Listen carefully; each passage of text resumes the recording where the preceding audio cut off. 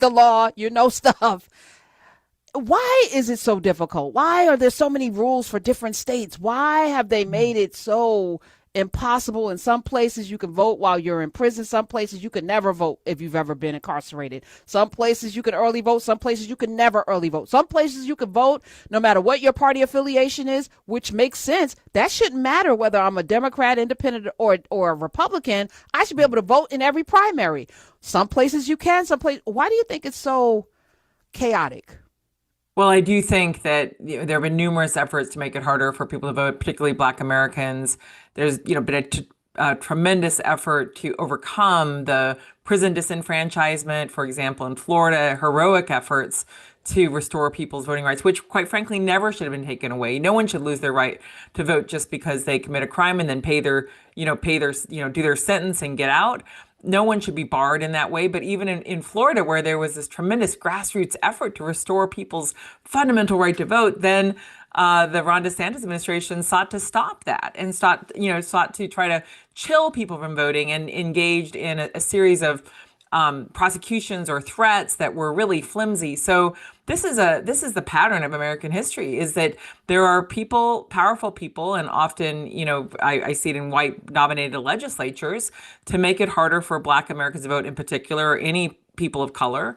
And also to dilute the vote, which is what the Supreme Court is looking at right now. And that's argument that was held in October, where John Roberts is poised to accomplish what he could not accomplish in the Reagan administration, which was to neuter Section 2 of the Voting Rights Act. So this is a challenge we face, and it's simply outrageous. We have to come together. We have to stand up for that right to vote, because it is a gateway right, as John Lewis said, to all of our other rights. Let me I want to push back a little bit on this people of color thing, and I'm going to play a George Carl. I'm going to play a clip when we come back. Okay, but I welcome that. No, I'd love to learn from you, Karen. Because it's not people of color. The place that they sent me to for my provisional ballot, yep, there were people of color, but they were Indian, and I know for a fact, just based on the little conversations, they don't vote the way I vote. They don't see themselves the way I am viewed in this country. They don't see themselves the same way. And if we're being honest, people who say, I will vote for Donald Trump, they may be people of color as well, but they had a whole jingle out there. Now they're being snatched up by ICE, and they still are doubling down, a lot of them. There are people that say, I know Black, I'm Dominican, darker than me. The people of color, this thing has given people an out to kind of lump folk together that don't have common interests, that don't move the same way. And I think it's time for us to call it what it is, right? I appreciate that. It's not about stopping people of color. It's Black people. It's always been Black people. It's been Black people. We the Black. We the bound. We the source. We're the bounds. We are the base. Okay? So I just had to say that, because I'm like, this people. I agree with you, and I appreciate that pushback, because it is the case. It is the case. And in fact, the Republican Party has been trying to divide off these different ethnic groups, and pit people against each other, particularly Black Americans. So and the voting issue is tied to suppressing Black vote. That's what it's been tied to since the beginning, since the 13th, 14th, 15th amendments, since before then. You're absolutely right. It's not targeting that. The voter suppression isn't targeting recent Indian immigrants. It is targeting dilution of the Black vote in America. No. And let me just be 100% clear. It's because Black people are going to vote the interests of the whole. We're going to show up for everybody's rights and resources on the backs of Black people. Affirmative action that benefited more white women than it benefited any Black people. DEI, which benefited more white women than it benefited any of us. Welfare. Hello. Hi. More white people are on welfare and are getting SNAP than Black people. But this has been kind of the trope that they're using to demonize Black people. And it's time for us to show up in numbers we haven't seen before. Let me take one more call. Okay. Lisa Graves is here. We're going to have a conversation today. Let's go to Anita. Anita was in Jersey. I was sharing with people how my voting place had a bomb threat today. But I was able to go vote because I have a flexibility that a lot of people do not have. I wonder how many people did not come back. Angela. I'm sorry, Anita. No, Anita. Hi. Yes, hi. Can you hear me? Yes, ma'am. Hi. Hi. Okay, I was listening to the show early this morning about 9 o'clock, and I heard what happened to you, and my heart sunk. I said, not in New Jersey, but it is in New Jersey, and it's all over this country. And to think that they're doing and paying these taxes to resist, like they're saying, they're trying to suppress the vote. It is very sad, very sad. Right now, my heart hurts. I want to cry because that's the one thing, and I keep trying to tell people that we have, that's the only equal thing we have in this United States. I've talked to so many people over the last week, and especially today. I had a woman to tell me her 58-year-old son who lives with her don't vote. You know, I said I would have kicked his ass out my house. You understand? Yes. I mean, these people do not understand the power of the vote. I pray for you and Lorraine. You guys are hitting it so hard on what's true. They're clinging to their whiteness and want to be whiteness because it's privilege and it's power, you know? But we're stronger than all of this.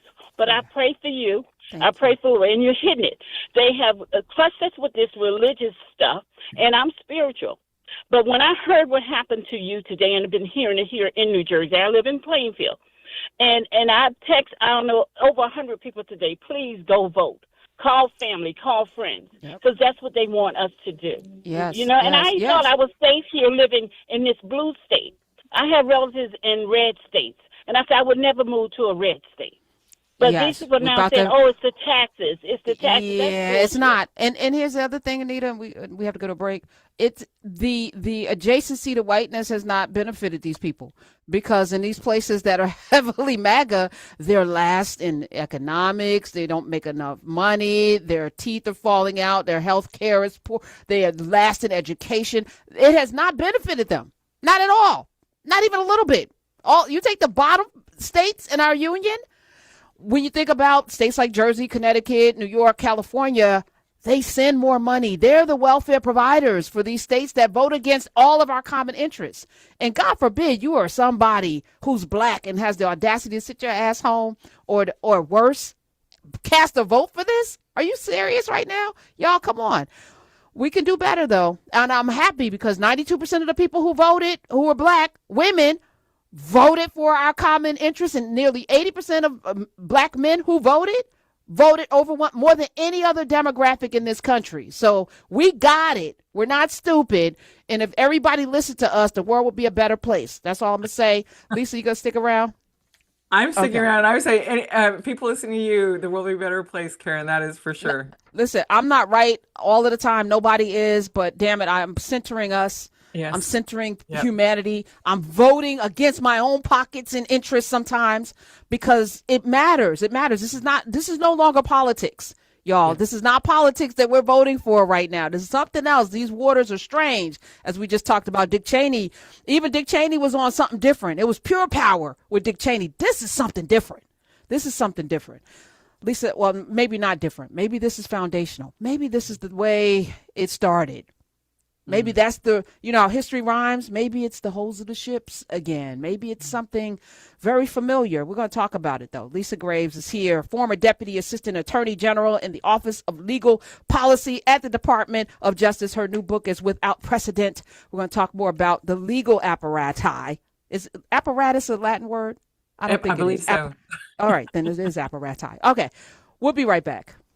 The Women's Empowerment Network invites you to Karen Hunter is Awesome, the podcast hosted by Karen Hunter, exclusively on the